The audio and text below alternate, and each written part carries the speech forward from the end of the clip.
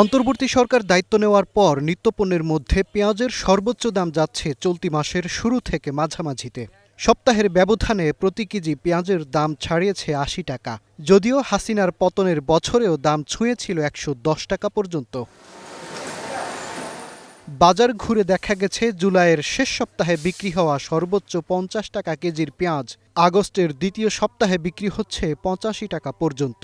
দাম বাড়ায় পাইকারি সিন্ডিকেটকে দুষছেন খুচরা বিক্রেতারা। কেন বাড়ছে সেটা সরকার জানে, দেশের জন্য আমরা মার্কেট থেকে কিনে আনি ৭০-৭২ বেশি ৭৫। বাড়ছে পাইকারি বাজারে আমদানি সংকট কাঁচামাল। এই সিন্ডিকেট করে চাইলে জিনিসের দাম বাড়াইতে তো মানুষের কাছ থেকে টাকা নিয়ে যেতে পারে। তবে সিন্ডিকেট অস্বীকার করে দাম বাড়ার দায় কৃষকের ঘাড়ে চাপাচ্ছেন পাইকারি ব্যবসায়ীরা। রাজধানীর শ্যামবাজারের আড়তদাররা দোহাই দিচ্ছেন মৌসুমি সংকটের।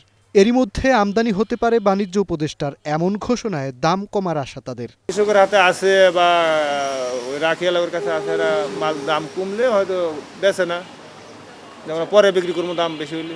দেশে তার এলসি নাই বা বাইরের কোনো পেঁয়াজ নাই, আর মুকামে যদি দাম বাড়ে ওইভাবে মাল বিক্রি করতে হবে। ব্যাপারীরা ৩৬০০ টাকা ৩৪০০ টাকা মাল কিনছে, এটা আবার এই মালটা ২৯০০ টাকা কিনা। দেশি বেচতে শেষের দিকে গৃহস্থরা অল্প অল্প বাড়ি করে অল্প অল্প বিক্রি করে, চাহিদা বেশি, খানালা চাহিদা বেশি। ইন্ডিয়ান পেস্টের ঢোকার কথা শুনে একটু কমে, আবার যেহেতু ঢোকে না আবার একটু বাড়ে। এই লিভার দাম গাদি সার বেশির দাম বেশি, এই দিকে কৃষক খালি লস হয়ে যাচ্ছে, কৃষক তো লাভ হচ্ছে না।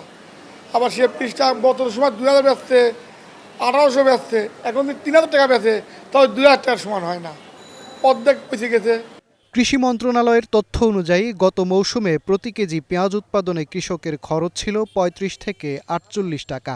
মোট ৩৯ লাখ টনের বেশি পেঁয়াজ উৎপাদনের প্রাক্কলন করেছে সরকার। যথেষ্ট না হলে সংগ্রহ পরবর্তী ক্ষতি পোষাতে আমদানি করা হতে পারে ৬ থেকে ৭ লাখ টন পেঁয়াজ।